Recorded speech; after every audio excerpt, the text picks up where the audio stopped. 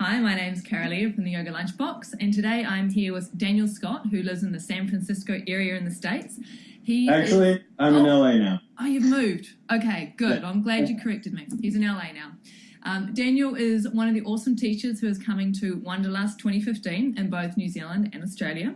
So he's a self-proclaimed yogi provcateur, and I love that word. It just rolls off the tongue, and I can tell by his moustache. He focuses on moving into postures, not through postures. We'll come back to that.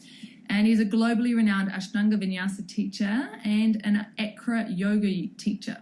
So there we go. That is Daniel. Welcome, Daniel. Thanks for having me. I'm really excited to be here. Cool.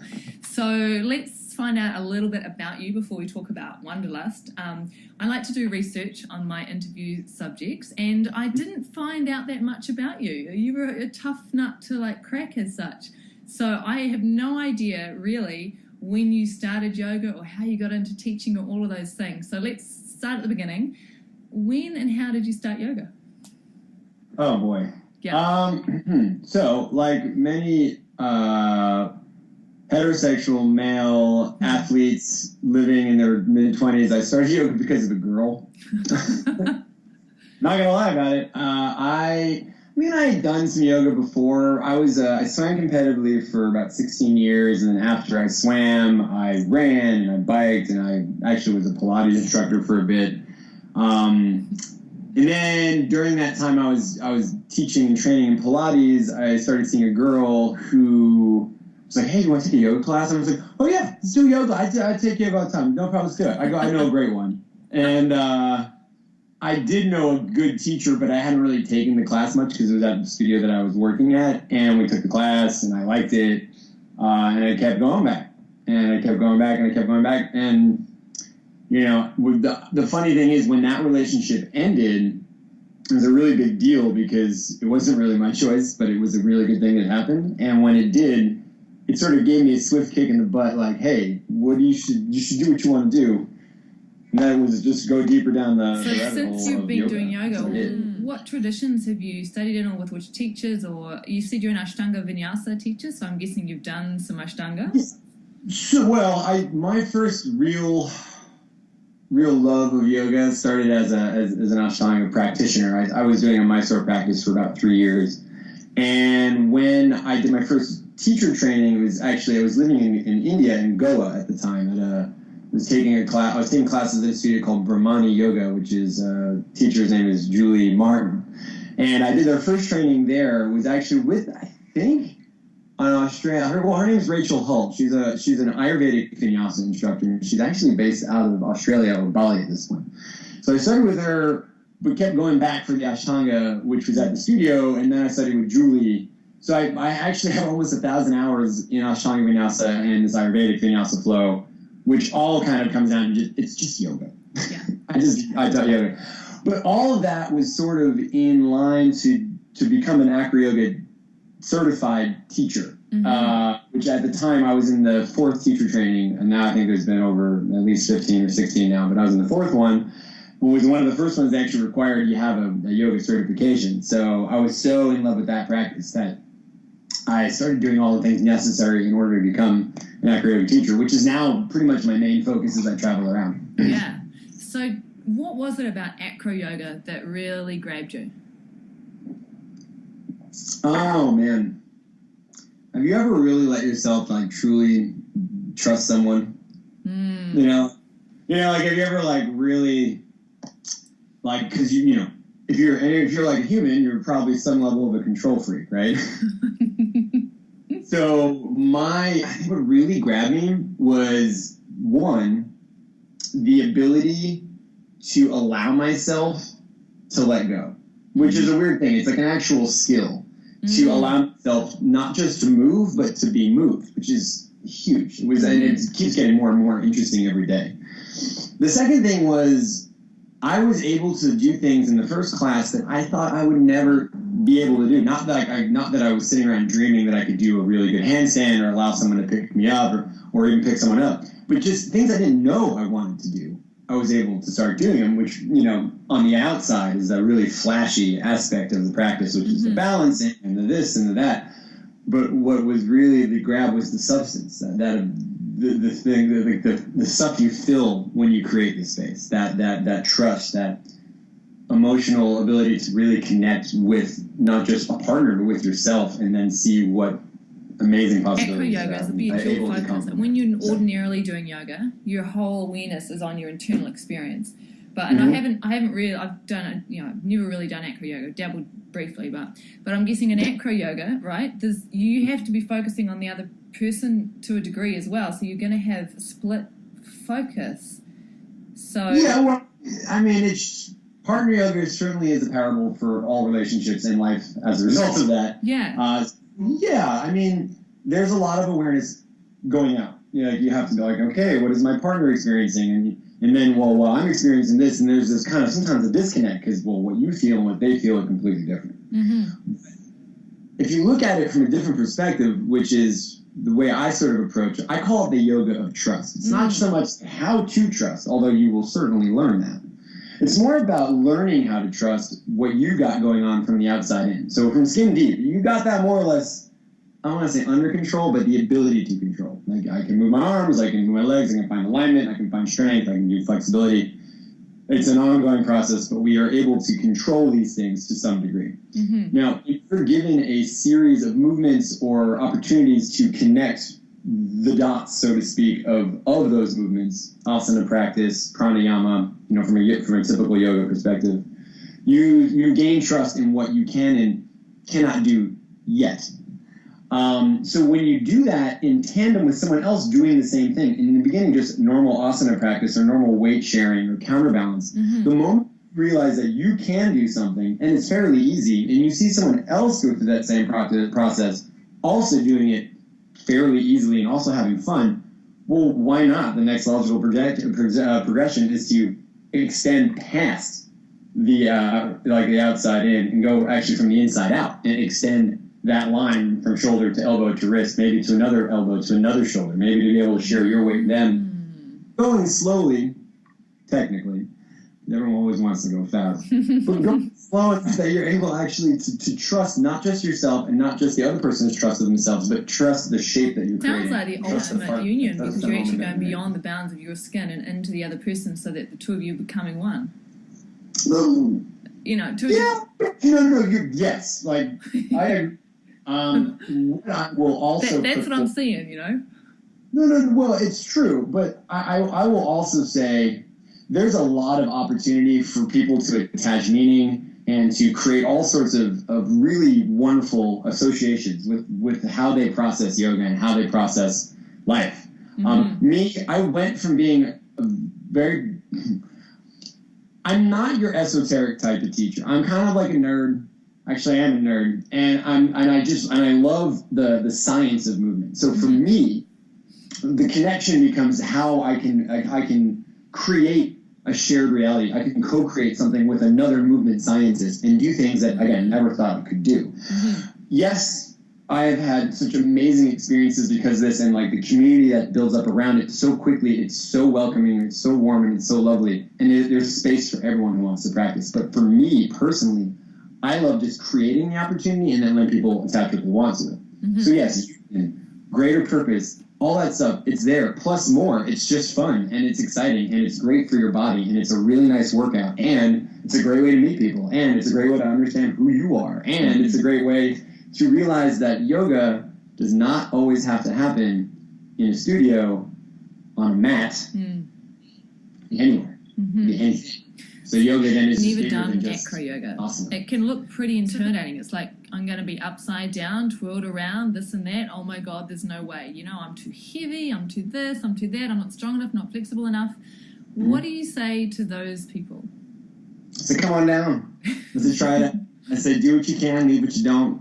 Like you have the opportunity to tell the story that you want. If you feeling too big, I guarantee you're not too big. You feeling too small, I guarantee you're not too small. This is not about strength. Strength is important, but it is not the reason why we do this. It's about finding alignment, and again, not just with someone else, but with yourself. Look at it this way. When it comes to moving weight with the intention to lift, bone doesn't get tired, muscle does. So if you use your muscle to do things, and again, if you practice yoga, you know there are so many opportunities to go from bone to muscle so easily, and it goes from easy to hard like that. Mm-hmm. So I actually consider myself a very lazy person. Despite all the movement, I want to make the most economical amount of movement and alignment with my body so I can continue to practice, not just for until I'm 80 or 90 or whatever, but practice for hours and hours and hours and have it be something that classes you're teaching in New Zealand, I'm presuming probably 4 in Sydney as well, Cockatoo Island. One of those classes is the Yoga of Trust, blindfolded partner asana. Is this kind of like a lead into Acroyoga, or is this Acroyoga, or? Great question. Acroyoga, as it is put out there in the world, is this practice of creating play through community, through movement, through fun, right? It's that partner work. And a lot of time, you need a partner for it. Or you need to be able to, be open to working and connecting with other people. Now, a lot of times, we as practitioners of yoga or any sort of movement, whether fitness training, running, cycling, whatever you want, we become so focused on how things look that we overlook how it feels. And a very interesting practice that I've started to do in the past year or so is blindfolding myself and just going and doing things. And this is not just yoga. I mean going to like public places and having someone lead me around, or going to yoga festivals and roller skating or paddle boarding or whatever. It's this practice of learning how to trust despite the fact that I don't see what I'm doing. Mm-hmm. Going back to the rule number 1 of my life, which is I'm a control freak, by giving up the ability to see, to connect something visually, I have to really learn to trust my other senses and the people around me. And this is a very powerful tool to bring into the yoga practice. Again, to take it away from how it looks from perfect alignment in warrior 2, or having that amazingly straight back, or flexible this, or whatever. It just goes into the shifting of weight. It goes into the small details that happen in the body that we so often don't get to really enjoy as much as we should, because we're like, oh my God, I can't keep up with the class, or that teacher, or this person's looking at me, or the music is too loud, or whatever. So I'm going to challenge people to come and to try something completely different, which is the same thing they've always done. So that was the Yoga Trust. Now, I love that one of your classes is called Average Joe, Everyday Yoga for the Everyday Yogi. And amidst the plethora of crazy classes that Wanderlust can offer, it's like you've just gone and staked, your piece of the grass and said, you know what, this is the average class. Average yoga. I mean, gosh.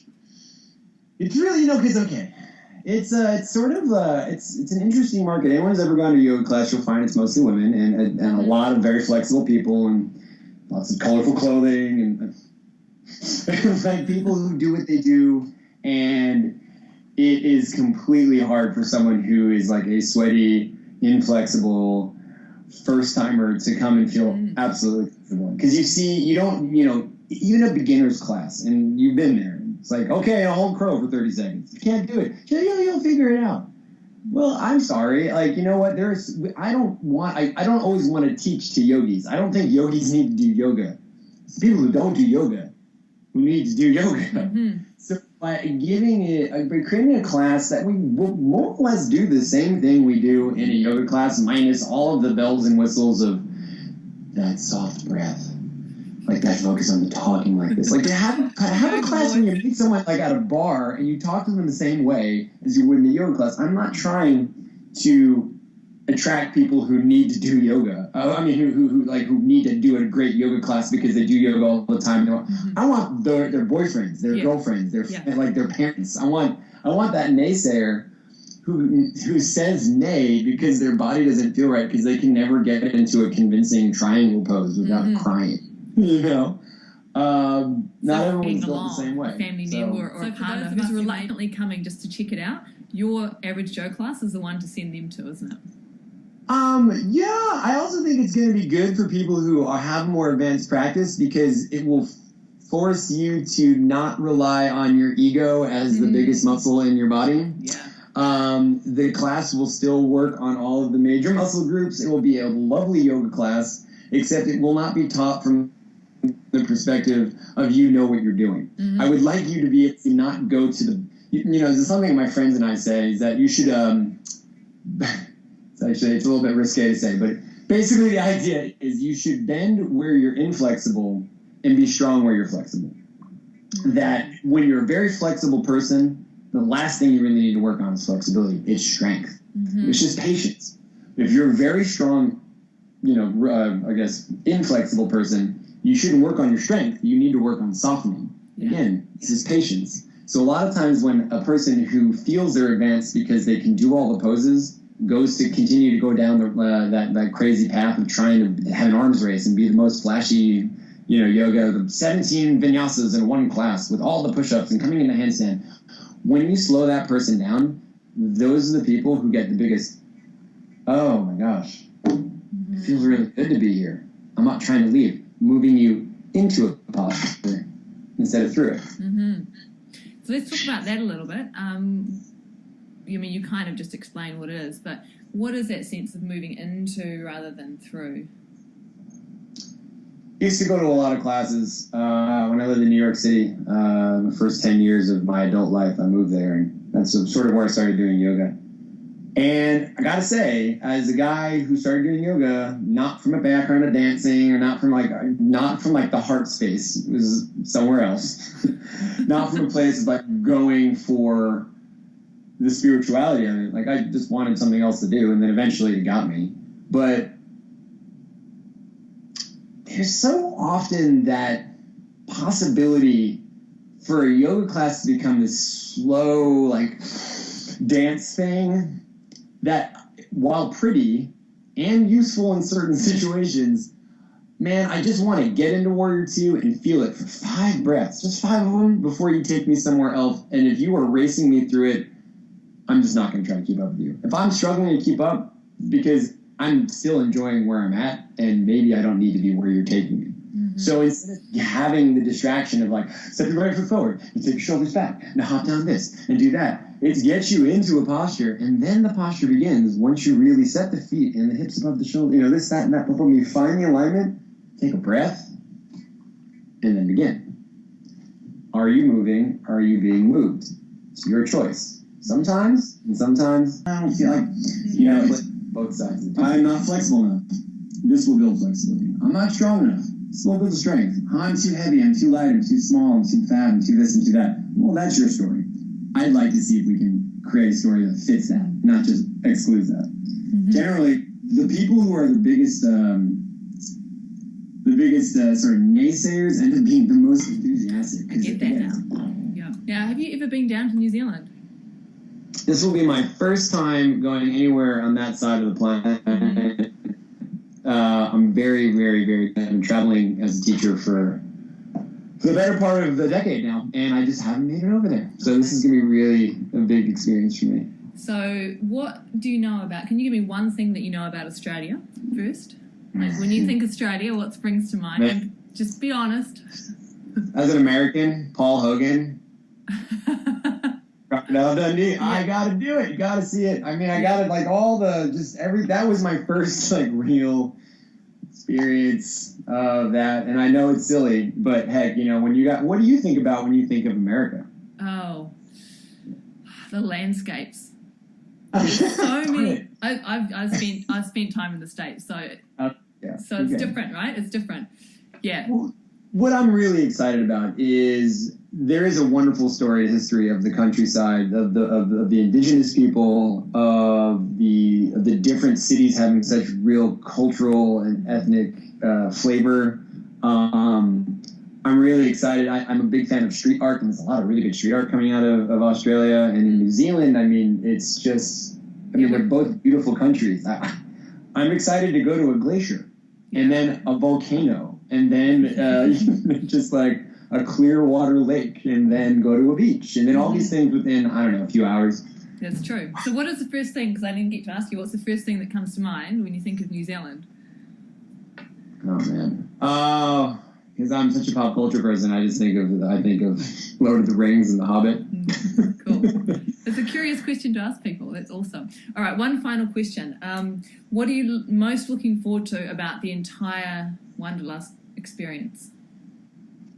So when I first moved to California, the first real big yoga experience that I had on coming to the West Coast was going to the Wanderlust in Squaw Valley in Tahoe.